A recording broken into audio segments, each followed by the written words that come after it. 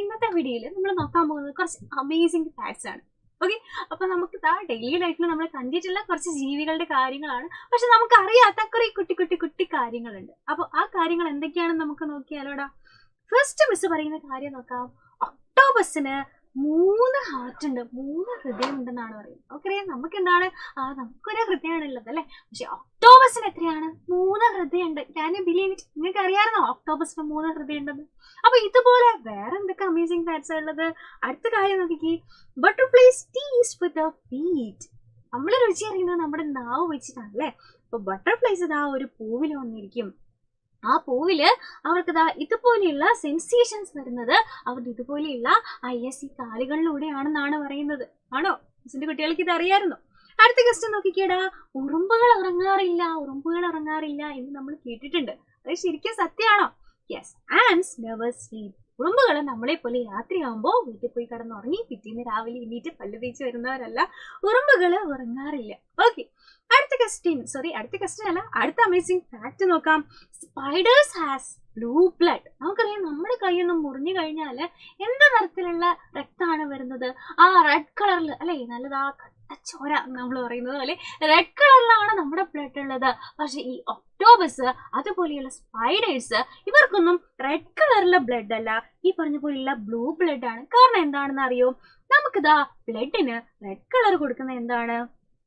Haemoglobin എന്ന് പറയുന്ന ഒരു പിഗ്മെന്റ് ആണ്. ഓക്കെ, ഹീമോഗ്ലോബിൻ ഉള്ളത് കൊണ്ടാണ് നമ്മുടെ രക്തത്തിന് റെഡ് കളർ.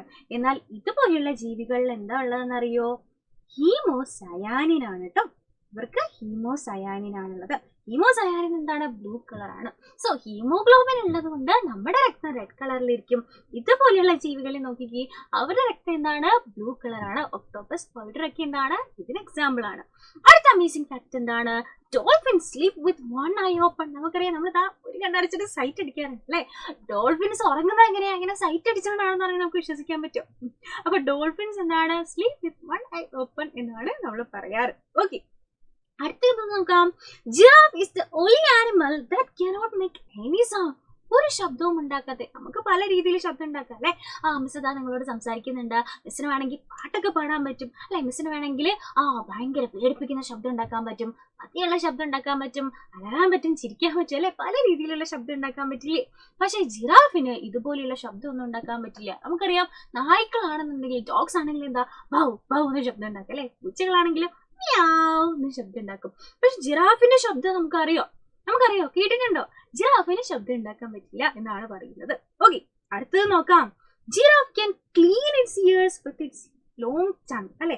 ഇതെന്താ? നീളമുള്ള നാവാണുള്ളത്. ഓക്കെ, അപ്പൊ ഈ ഒരു നിറത്തിലല്ലാന്നുണ്ടെങ്കിലും നീളമുള്ള നാവാണ് ജിറാഫിനുള്ളത്. ഈ നീളമുള്ള നാവ് ഇങ്ങോട്ട് കൊണ്ടുവന്നിട്ട് ചെവിയൊക്കെ ക്ലീൻ ചെയ്യാൻ പറ്റും. നമുക്കറിയാം, നമ്മുടെ നാവ് ചർക്കൊക്കെ മൂക്കിൽ തൊടാൻ പറ്റും അല്ലെ. മിസ്സിന് തൊടാൻ പറ്റുന്നില്ല. അപ്പൊ നാവ് നിങ്ങൾക്ക് മൂക്കിൽ തൊടാൻ പറ്റുന്നുണ്ടോ നോക്കുക. അപ്പൊ നാവ് എത്രത്തോളം കൊണ്ടുപോകാൻ പറ്റുന്നുണ്ട്? കൂടിപ്പോയാൽ ഇത്രയും അല്ലെ, ഇത്രയും നമുക്ക് കൊണ്ടുപോകാൻ പറ്റും അല്ലെ, അല്ലെങ്കിൽ ഇത്രയും കൊണ്ടുപോകാൻ പറ്റും. അല്ലാണ്ട് അതിൽ കൂടുതൽ നമുക്ക് നാവ് കൊണ്ടുപോകാൻ പറ്റില്ല. ഒന്ന് ആലോചിച്ച് നോക്കിക്കേ, ഈ നാവ് നീട്ടി ചെവിയിൽ ചെന്നിട്ട് ചെവിയൊക്കെ ക്ലീൻ ചെയ്യുന്ന ആലോചിച്ച് നോക്ക്. നമുക്ക് ചെയ്യാൻ പറ്റില്ല അല്ലെ. പക്ഷെ ജിറാഫുകൾക്ക് എന്താണ്?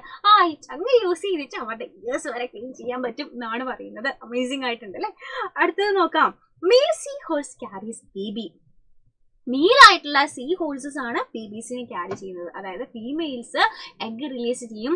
പിന്നെ മെയിൽ സീ ഹോഴ്സസിൽ ഉള്ള പൗച്ചിനുള്ളിലാണ് ഇതുപോലെയുള്ള ബേബീസിനെ സ്റ്റോർ ചെയ്യുന്നത്. അവരെ വളർന്നു കഴിഞ്ഞിട്ട് അവരെ പുറത്തേക്ക് അല്ലാന്നുണ്ടെങ്കിൽ അതിനെ വളർന്നതിന് ശേഷം അവരെ റിലീസ് ചെയ്യുന്ന ആരാണ്? മെയിൽ ഹോഴ്സസ് ആണ്. സോ മെയിൽ സീ ഹോഴ്സസ് ആണ് ബേബീസിനെ ക്യാരി ചെയ്യുന്നത്. ഓക്കെ, അതും ക്ലിയർ ആണ് അല്ലെ. അടുത്ത നോക്കിക്കേടാ. Bats are the only mammals that can fly. പറക്കാൻ പറ്റുന്ന ഒരേയൊരു മാമൽസ് ആരാണ്? ബാറ്റ് ആണ്, വവ്വാലുകളാണ്. ഇനി എന്താണ് മാമൽസ് എന്ന് പറഞ്ഞാൽ? കുഞ്ഞുങ്ങളെയും മുലയൂട്ടി അല്ലെങ്കിൽ പ്രസവിച്ച മുലയൂട്ടി വളർത്തുന്ന ജീവികളാണ് മാമൽസ് അല്ലെ. അപ്പൊ നമ്മള് മനുഷ്യന്മാര് അല്ലെങ്കിൽ കുരങ്ങന്മാര് അല്ലെങ്കിൽ പൂച്ച, പട്ടി, ഇവരൊക്കെ എന്താണ്? മാമൽസ് ആണ്. കാരണം എന്താ? ഇവര് പ്രസവിക്കുകയാണ് അല്ലെ. നമ്മുടെ ബേർഡ്സ് എന്ന് പറയുന്നത് മാമൽ ആണോ? അല്ല, ബേർഡ്സ് എന്താ? മുട്ടയിടുകയാണ് ചെയ്യാറ്. പക്ഷെ നമ്മളൊക്കെ എന്താണ്? പ്രസവിച്ചിട്ട് കുട്ടികളെ മുലയൂട്ടി വളർത്തുന്നവരാണ്.